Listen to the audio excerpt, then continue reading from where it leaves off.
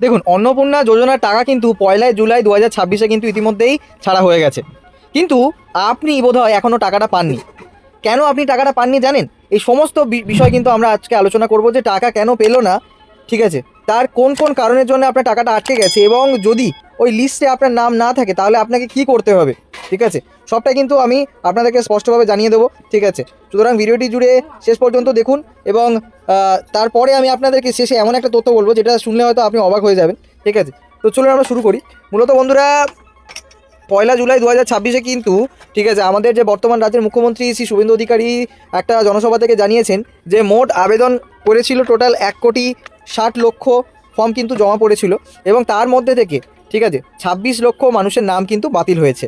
এবারে মোটামুটি social media থেকে শুরু করে নানান রকম ইউটিউব পোলে দেখা যাচ্ছে যে ম্যাক্সিমাম মানুষই বলছে তারা টাকা পাননি। তাহলে কি সংখ্যাটা 26 লক্ষ না তারও বেশি, সেটা নিয়ে একটা সংশয় থেকে যাচ্ছে মানুষের মনে, ঠিক আছে। কিন্তু সরকারের দেওয়া তথ্য অনুযায়ী যে 1,30,00,000 মহিলারা ইতিমধ্যেই কিন্তু তাদের ব্যাঙ্ক অ্যাকাউন্টে কিন্তু টাকা পাওয়া শুরু করে দিয়েছে। এবারে সমস্যা হচ্ছে যে যারা এখনও পর্যন্ত টাকা পেলেন না, তারা বুঝতে পারছেন না যে কেন টাকা পেলেন না। তারা ভাবছেন যে আমরা তো সমস্ত কিছু সঠিকভাবে প্রোভাইড করেছি, সমস্ত ইনফরমেশন সমস্তভাবে সঠিকভাবে দিয়েছি, তাহলে কেন এখনও পর্যন্ত আমরা টাকাটা পেলাম না, ঠিক আছে। আমরা এলিজিবল, ঠিক আছে, আমরা যোগ্য, কিন্তু তাও কেন আমরা পেলাম না। এবার আমি আপনাদেরকে কিছু কারণ বলে থাকি যে এই কারণের জন্য কিন্তু আপনি টাকা নাও পেতে পারেন। এবার একটা দ্বিধা আপনাদেরকে বলে রাখি, দেখুন, SMS প্রত্যেকের অ্যাকাউন্টে ঢুকেছে, ঠিক আছে, প্রত্যেকের মোবাইলে একটা করে SMS ঢুকেছে। এবারে ব্যাংকের তরফ থেকে একটা SMS ঢুকেছে, আর একটা সরকারি তরফ থেকে একটা SMS ঢুকেছে। ব্যাংকের তরফ থেকে যে SMSটা ঢুকেছে, যাদের ফোনে সরাসরি ব্যাংকের থেকে ক্রেডিট হওয়ার মেসেজ এসছে, তাদের অ্যাকাউন্টে 100% টাকা চলে গেছে। এবার অনেকে বলছেন যে ব্যাংকে কিন্তু টাকা আসেনি, কিন্তু আমার একটা এমনি মেসেজ এসছে, ঠিক আছে। তো এক্ষেত্রে তারা কি করবেন, ঠিক আছে, তাদের করণীয় কী আছে এবং কেনই বা এমনটা হলো, সবটাই কিন্তু আমি আপনাদেরকে জানিয়ে দেবো। দেখুন, একটা পরিষ্কারভাবে বলে রাখি যে টাকা ছাড়ার যে সময়কাল সেটা ব্যাচ সিস্টেম হয়েছে। কেমন বিষয়টা দেখুন, পরিষ্কার কথা বলে দিচ্ছি। 1/7/2026 ঠিক দুপুর 1:20 মাননীয় মুখ্যমন্ত্রী ডিবিটি অর্থাৎ ডিরেক্ট বেনিফিশিয়ারি ট্রান্সফারের মাধ্যমে টাকা ছেড়েছেন। এবারে ধরে নিন যে এই যে টাকাটা, এটা বিভিন্ন লটে লটে ঢুকেছে। মানে ধরুন 1:20-তে একটা টাকা রিলিজ করা হয়েছে, কিছু না 1:20 নাগাদ মেসেজ এসছে বা 1:20 নাগাদ টাকাটা এসছে। কারোর 2টো থেকে 4টের মধ্যে এই ব্যাচে হচ্ছে কি মেসেজ এসছে, এই ব্যাচে হচ্ছে কি টাকা এসছে। কারোর 9টা থেকে 12টা পর্যন্ত একটা টাকা এসছে, ঠিক আছে। এবারে বিষয়টা হচ্ছে কি, যাদের মেসেজ এসছে কিন্তু টাকা আসেনি, তাদের কি কি কারণে টাকা আসেনি বা কি কি কারণে আপনার মেসেজটা এসছে কিন্তু টাকা আসেনি সেটা বলি, ঠিক আছে।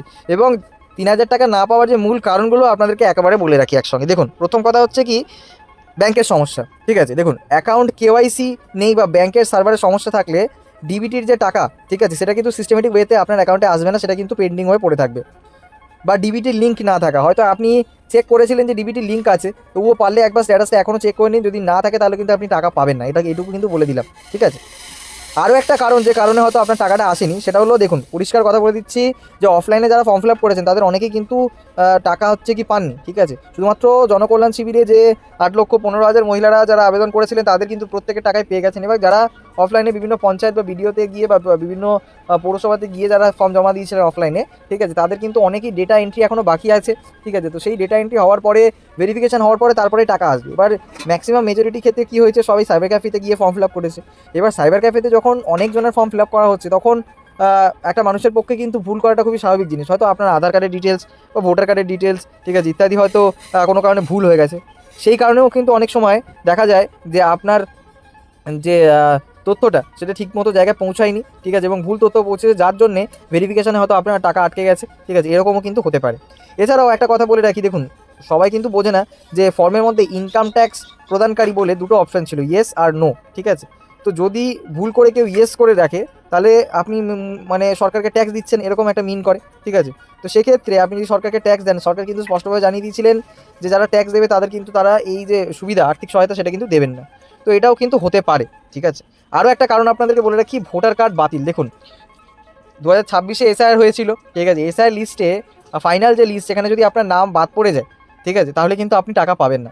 এবার ধরে নিন যে আপনার নাম আসেনি, কিন্তু আপনি ট্রাইব্যুনালে অ্যাপিল করেছিলেন, ঠিক আছে। যদি আপনি অ্যাপিল করে থাকেন ট্রাইব্যুনালে, তাহলে হয়তো আপনার টাকাটা আসবে। এবার ধরে নিন যে আপনি ট্রাইব্যুনালে অ্যাপিল করেছিলেন, কিন্তু ওখান থেকে অ্যাপ্রুভ করেনি, ঠিক আছে, ওখান থেকে ডিসমিস করেছে, তাহলে সেক্ষেত্রে কিন্তু আপনি টাকা পাবেন না। তাছাড়া এও বলে রাখি, আপনি যদি ট্রাইব্যুনালে থাকেন, আপনি যদি টাকা পেয়ে যান, ঠিক আছে, পেন্ডিংয়ে যদি থাকে, যদি টাকা পেয়ে যান, তাহলে কিন্তু যদি কখনও ডিসমিস হয়ে যায়, সেই মাস থেকে কিন্তু আপনার টাকা পাওয়া একেবারে বন্ধ হয়ে যাবে, ঠিক আছে। এবং আরও একটা জিনিস আপনাদেরকে বলে রাখি, যে কারণে আপনার টাকাটা ঢোকেনি, তার পিছনে এইটা কিন্তু একটা বিরাট কারণ হতে পারে। দেখুন, পরিষ্কারভাবে বলে দিচ্ছি, জুন মাসের 5 তারিখ থেকে 30শে জুন পর্যন্ত কিন্তু ফর্ম জমা পড়েছে। এবার সিরিয়াল অনুযায়ী ভেরিফিকেশান চলছে। আপনার ফর্মের ভেরিফিকেশান হয়তো এখনও হয়নি। বিষয়টা কেমন আমি আপনাকে বলে রাখি, ঠিক আছে? যদি কেউ 5 তারিখে ফর্ম ফিল আপ করে, সে কিন্তু আগে ভেরিফিকেশান তার হবে, ঠিক আছে? এবং যদি একেবারে কেউ ধরে নিন যে 30 তারিখে ফর্ম ফিল আপ করেছে, তাহলে কিন্তু তার ভেরিফিকেশানে তো টাইম লাগবে, তাই না? তো সেই ভেরিফিকেশান হয়ে তারপরে 30 তারিখে কেউ ফর্ম জমা করেছে এবং 1 তারিখে সে টাকা পাবে, এটা কিন্তু একটু বোকা। কারণ সেই ফর্মটার প্রসেসিং এবং ভেরিফিকেশানের কিন্তু একটা বেশ ভালো মতো সময় লাগে। এবং সরকারের তরফ থেকে এখনও পর্যন্ত কিন্তু সেরকম ধরনের কোনো নির্দেশিকা আসেনি যে যারা 5 তারিখ থেকে 15 তারিখের মধ্যে হচ্ছে আবেদন করেছিলেন তারাই তাদের এখন পর্যন্ত আবেদন কনসিডার করা হয়েছে। তারপর থেকে যারা করেছেন তাদের কনসিডার করা হয়নি, ঠিক আছে? সরকার কিন্তু 3 মাস সময় দিয়েছেন।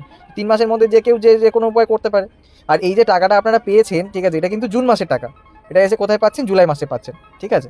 তো এই হলো বিষয়। সেই কারণে বলছি বন্ধুরা, আপনি হয়তো 30 তারিখে আবেদন করেছেন, তাহলে আপনাকে একটু অপেক্ষা করতে হবে, ঠিক আছে? পরপর কিন্তু আপনার টাকা চলে আসবে। এইবারে টাকা আসার, ঠিক আছে, মূলত 1 তারিখ, 2 তারিখ, 3 তারিখ, ঠিক আছে, মোটামুটি এই যে 3টে তারিখ আছে জুলাই মাসের, এই 3 তারিখের মধ্যে, ঠিক আছে, যদি আপনার টাকা না আসে, ঠিক আছে, 3 তারিখ পর্যন্ত আপনি ধরে নিন, আজকে 3টা পর্যন্ত কিন্তু আপনি ধৈর্য ধরে রাখতে পারেন, ঠিক আছে? হ্যাঁ, তো যদি ধরে নিন যে আপনার 3 তারিখেও যদি টাকা না আসে, তাহলে লর্ড জেনারেল বা ব্যাংক সার্ভারের কারণে টাকা আসতে দেরি হতে পারে, এটা হতে পারে। যদি 3 তারিখের মধ্যে টাকা না আসে, তবে আপনাকে কিন্তু আপনার নিকটবর্তী যে বিডিও অফিস আছে বা মিউনিসিপ্যালিটি আছে, তার সঙ্গে কিন্তু আপনাকে যোগাযোগ করতে হবে, ঠিক আছে? তারাই কিন্তু আপনার সুরাহা করে দেবেন, ঠিক আছে? তো বিডিও অফিসে যাওয়ার সময় কী তথ্য নিয়ে যাবেন সেটা বলে রাখি। দেখুন, প্রথম কথা হচ্ছে কি, আপনি যখন অন্নপূর্ণা যোজনার জন্য অ্যাপ্লিকেশন করেছিলেন, তখন যে তথ্যগুলো নিয়ে গেছেন সেই তথ্যগুলো আপনাকে ক্যারি করতে হবে। ভোটার কার্ড, আধার কার্ড, রেশন কার্ড, ব্যাংকের পাসবই, ডিবিটি থাকলে অবশ্যই কিন্তু নিয়ে যাবেন, প্যান কার্ড, ঠিক আছে, এবং স্বাস্থ্যসাথী কার্ড। এবার বিডিও অফিসে গিয়ে শান্তভাবে অফিসারদেরকে জিজ্ঞেস করুন তাদের কাছে বাতিল হওয়া বা ভেরিফিকেশানে থাকা নামের লিস্ট আছে কি না। থাকতে পারে, অনেক ক্ষেত্রে আছে, ঠিক আছে, অনেকের ক্ষেত্রে কিন্তু নেই, ঠিক আছে? তারা কিন্তু আপনাকে সঠিকভাবে গাইডলাইন দিয়ে দেবে, ওকে? তো এবারে কিছু প্রশ্ন সাধারণ মানুষের মধ্যে হচ্ছে যে জুলাই মাসে টাকা দেওয়া হবে কি? দেখুন, 1 জুলাই যে টাকাটা দেওয়া হয়েছে সেটা কিন্তু জুন মাসের টাকা। জুলাই মাসে আবার টাকা দেওয়া হবে কি না বা কবে দেওয়া হবে সে বিষয়ে সরকারের তরফ থেকে এখনও কিন্তু কোনো ঘোষণা হয়নি, ঠিক আছে? এবারে আপনি হয়তো জিজ্ঞেস করতে পারেন যে আমি ট্রাইব্যুনালে আবেদন করেছি, আমি কি টাকা পাবো? আমি আগেই বলেছি, মামলা বিচারাধীন থাকলে আপনি টাকা পাবেন, কিন্তু বিচারকরা যদি আপনাকে অবৈধ বলে গণ্য করে, ভোটার থেকে ডিলিট করে দেয়, তাহলে কিন্তু সেদিনের পর থেকে কিন্তু আপনার টাকা পাওয়া বন্ধ হয়ে যাবে। এবার দেখুন, ফর্মে কিন্তু অনেক আপডেট এসছে, ডে বাই ডে কিন্তু অনেক আপডেট এসছে। সেই আপডেটে একটা অপশান ছিল ধর্ম বা রিলিজিয়ান বলে, ঠিক আছে? অপশান না দিয়ে ফর্ম জমা দিয়েছেন, ঠিক আছে, সেক্ষেত্রে কোনো সমস্যা হবে? দেখুন, প্রথম দিকে যারা অনলাইনে ফর্ম রিলিজিয়ান অপশান ছিল, যারা ছিল না প্রথমের দিকে, ঠিক আছে, তারপরে কিন্তু এই রিলিজিয়ান অপশানটা অ্যাড অন হয়েছে। এবার অনেকে দেয়নি, এটা কিন্তু কোনো রকমভাবে বেঞ্চমার্ক হবে না, এটুকু আপনারা মাথায় রাখতে পারেন, ওকে? তো বন্ধুরা, আশা করি আপনারা পুরো বিষয়টি ভালো করে বুঝতে পেরেছেন। তাও একবার আমি আপনাদেরকে খুব সংক্ষেপে জিনিসটা বলে রাখি। দেখুন, 1 জুলাই অন্নপূর্ণা যোজনার টাকা ছাড়া হয়েছে। অনেকে পেয়েছেন, অনেকে পাননি। যারা পাননি তারা কি কারণে পাননি? প্রথম যে কারণ, সেটা হলো আপনার ব্যাংকের সমস্যা থাকতে পারে। দ্বিতীয় যে কারণ, আপনার ফর্ম ফিল আপে কোনো ভুলভাল তথ্য দেওয়া হতে পারে, ঠিক আছে? 3 নম্বর কারণ হচ্ছে কি, আপনার ভোটার লিস্ট থেকে হয়তো নামটা বাদ চলে গেছে, এরকমও হতে পারে, ঠিক আছে? এবং এই কয়েকটা কারণের জন্য কিন্তু আপনার, ঠিক আছে, আরেকটা কারণ হতে পারে আপনার টাকা না আসা, সেটা হলো আপনার হয়তো ভেরিফিকেশান এখনও পেন্ডিং আছে। কারণ একটা সময়সীমা পর্যন্ত কিন্তু প্রতিদিনই ফর্ম ফিল আপ চলছে। তো সেক্ষেত্রে দেখতে গেলে কিন্তু যদি আপনার 30 তারিখে ফর্ম ফিল আপ করেন আর 1 তারিখে টাকা পাওয়ার এক্সপেকটেশন রাখেন, তাহলে কিন্তু আপনি নিরাশই হবেন, ঠিক আছে? তো এই কয়েকটা কারণ। এবার ধরে নিন, এই যে 30 তারিখ পর্যন্ত যারা আবেদন করেছেন, তাদের কি তাহলে টাকা আসবে না? অবশ্যই আসবে। তাদের একটা ডেট মোটামুটি একটা ধরা হচ্ছে যে 3 তারিখের মধ্যে যদি আপনার টাকা না চলে আসে, তাহলে কিন্তু আপনাকে একটা কাজ করতে হবে। সেটা হলো আপনার বিডিও অফিসে গিয়ে যোগাযোগ করতে হবে এবং সেখান থেকে জানতে হবে যে ভেরিফিকেশান লিস্ট বা যাদের নাম বাতিল হয়েছে তাদের যে লিস্ট, সেটা কি তাদের কাছে আছে। যদি থাকে, সেই লিস্টে যদি আপনার নাম থাকে, সেই মতো অবস্থায় পরবর্তীতে কী করণীয় সেটা কিন্তু বিডিও অফিসারই আপনাকে কিন্তু জানিয়ে দেবে, ঠিক আছে? এবার ভিডিওতে যখন যাবেন, কিছু ডকুমেন্টস আপনাকে ক্যারি করতে হবে, ভোটার কার্ড, আধার কার্ড, রেশন কার্ড, ব্যাংকের পাসবই, প্যান কার্ড, স্বাস্থ্যসাথী কার্ড, এই ধরনের কিছু ডিটেলস, ঠিক আছে? তো বন্ধুরা, অসংখ্য ধন্যবাদ আপনাকে ভিডিওটি দেখার জন্য। আর চ্যানেলে যদি আপনি নতুন হয়ে থাকেন, তাহলে কিন্তু অবশ্যই আমাদের চ্যানেলটিকে সাবস্ক্রাইব করে বেল আইকন প্রেস করে দেবেন, যাতে ফিউচারে এরকম নতুন ইনফরমেটিভ আপডেট সবার আগে আপনার কাছে পৌঁছে যায়। আর ভিডিওটি অবশ্যই করে বেশি করে শেয়ার করে দেবেন যাদের একান্ত এই তথ্যগুলো জানার প্রয়োজন আছে। Till then, tata, bye bye, take care, ভালো থাকবেন।